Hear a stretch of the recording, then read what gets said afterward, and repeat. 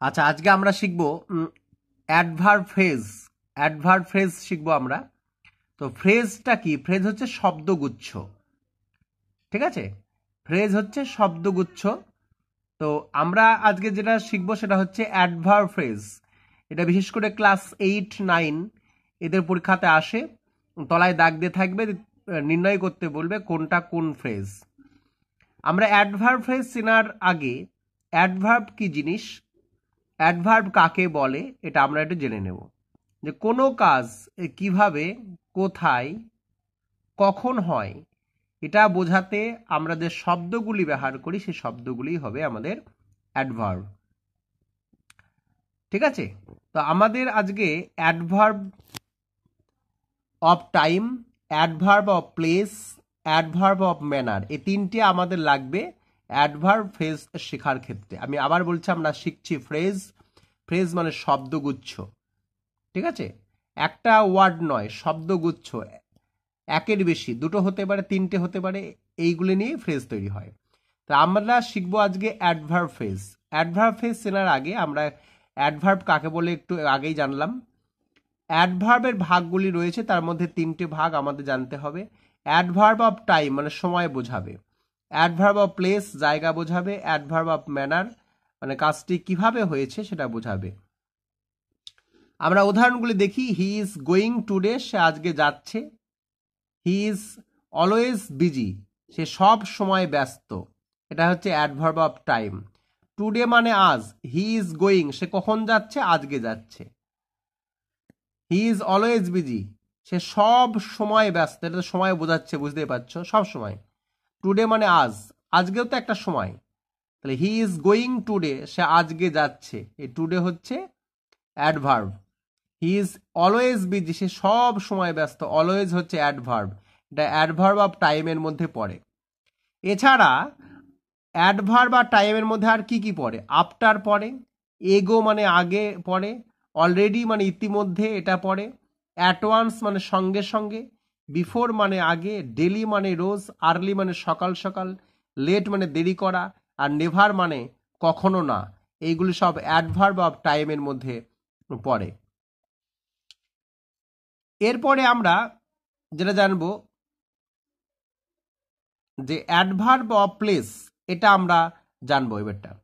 The leaders will go দেয়ার মানে নেতারা সেখানে যাবে, দেয়ার মানে সেখানে, এটা হচ্ছে adverb, adverb of place. This is found everywhere, এটা সব জায়গায় পাওয়া যায়, এটা জায়গা বোঝাচ্ছে, নিশ্চয়ই বুঝতে পারছো। দেয়ার মানে সেখানে, তাহলে সেখানে নিশ্চয়ই কোনো না কোনো একটা জায়গা।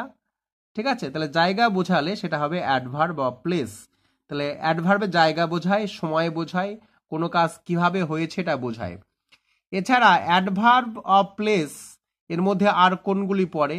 হেয়ার মানে সেখানে, হেয়ার মানে এখানে, দেয়ার মানে সেখানে, অ্যাবাব মানে উপরে, বিলো মানে নিচে, আপ মানে উপরে, ডাউন মানে নিচে, ইন মধ্যে, আউট মানে বাইরে, ইনসাইড মানে ভিতরে, নো হোয়ার মানে কোনো জায়গায় নাই।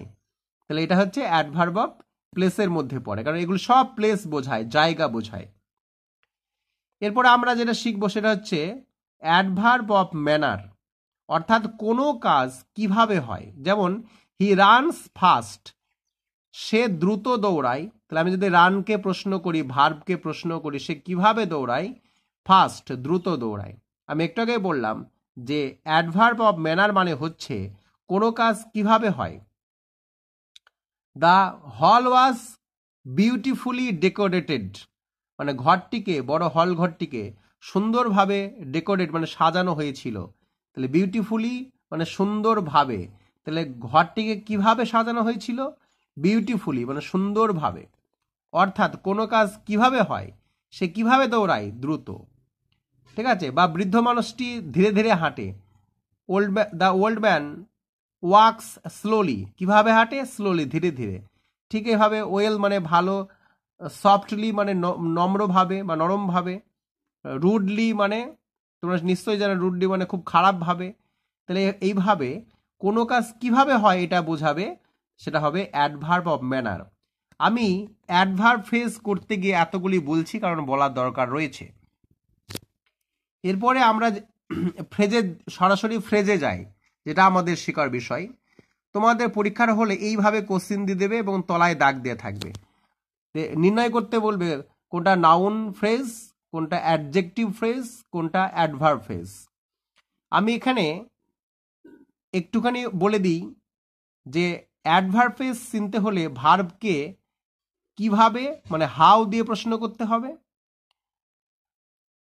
হোয়ার দিয়ে প্রশ্ন করতে হবে, হোয়ার মানে কোথায়, এবং হোয়েন দিয়ে প্রশ্ন করতে হবে, হোয়েন মানে কখন। হোয়ার মানে কোথায়, হাউ মানে কিভাবে, এবং হোয়েন, হোয়েন মানে কখন। আমরা প্রথম উদাহরণটা দেখে নিই। বলছে treat your teacher with respect. এবার এই তলায় দাগ দিয়ে থাকবে, তোমাকে পরীক্ষার হলে নির্ণয় করতে হবে যে উইথ রেসপেক্ট এটা কোন ফ্রেজ। তাহলে ফ্রেজ মানে আমি আবার বলছি শব্দগুচ্ছ। দেখো উইথ আর রেসপেক্ট এ দুটো নিয়ে একটা শব্দগুচ্ছ তৈরি হয়েছে। তো এটা কোন শব্দগুচ্ছ বা কোন ফ্রেজ, তাহলে আমরা কিভাবে বুঝবো? ট্রিট ইউর টিচার, অর্থাৎ তোমার টিচারের সাথে ব্যবহার করো উইথ রেসপেক্ট, শ্রদ্ধার সাথে তোমার টিচারের সাথে সম্পর্ক রাখো। তাহলে ট্রিট, তাহলে হাউ, কিভাবে, কিভাবে আমি ট্রিট করব আমার টিচারকে? বলছে উইথ রেসপেক্ট। প্রশ্ন করলাম হাউ দিয়ে, আমি উত্তর পেয়ে গেলাম উইথ রেসপেক্ট, মানে শ্রদ্ধার সাথে, উইথ রেসপেক্ট। তাহলে উইথ রেসপেক্ট মানে কি? রেসপেক্টফুলি। এটা কিন্তু অ্যাডভার্ব, রেসপেক্টফুলি। আমি বোঝানোর জন্য রেসপেক্টফুলিটা লিখে দিয়েছি। তাহলে রেসপেক্টফুলি মানেই কিন্তু হচ্ছে উইথ রেসপেক্ট, মানে শ্রদ্ধার সাথে।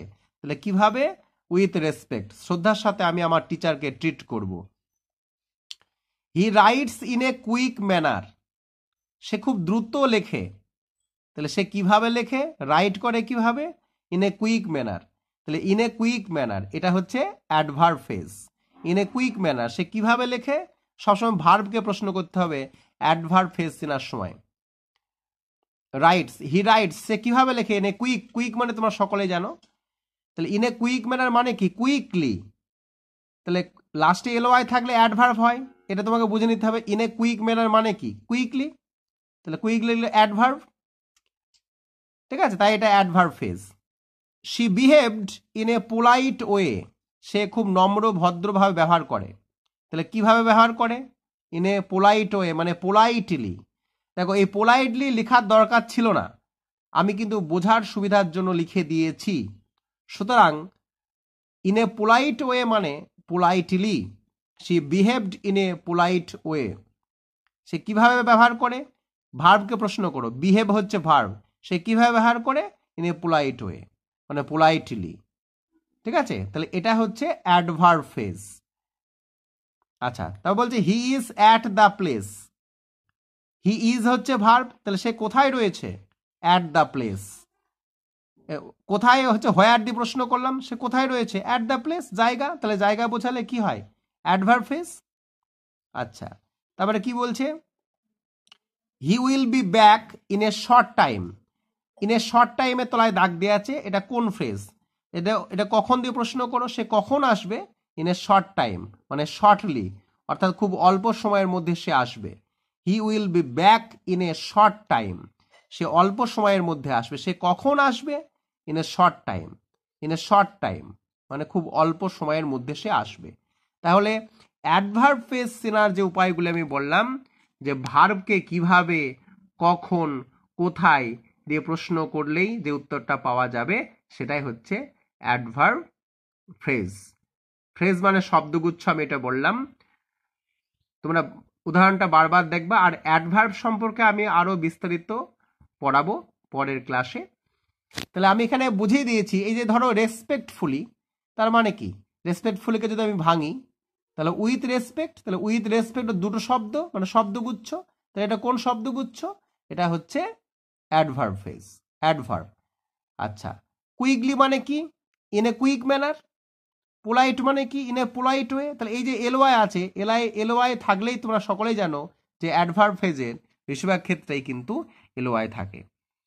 তারপরে জায়গা বোঝালে কি হয়? অ্যাডভার্ব হয়। তাহলে অ্যাট দ্য প্লেস এটা হচ্ছে adverb phrase. In a polite way এটা হচ্ছে adverb phrase. In a quick manner এটা হচ্ছে অ্যাডভার্ব ফ্রেজ। এইভাবে ভার্বকে কিভাবে, তারপরে কোথায়, কখন এসব দিয়ে প্রশ্ন করবে, অ্যাডভার্ব ফ্রেজ চলে আসবে। আশা করছি ভিডিওটা ভালো লাগছে। ভালো লাগলে লাইক, শেয়ার এবং কমেন্ট করবে। আমার চ্যানেলটাকে সাবস্ক্রাইব করে রাখবে।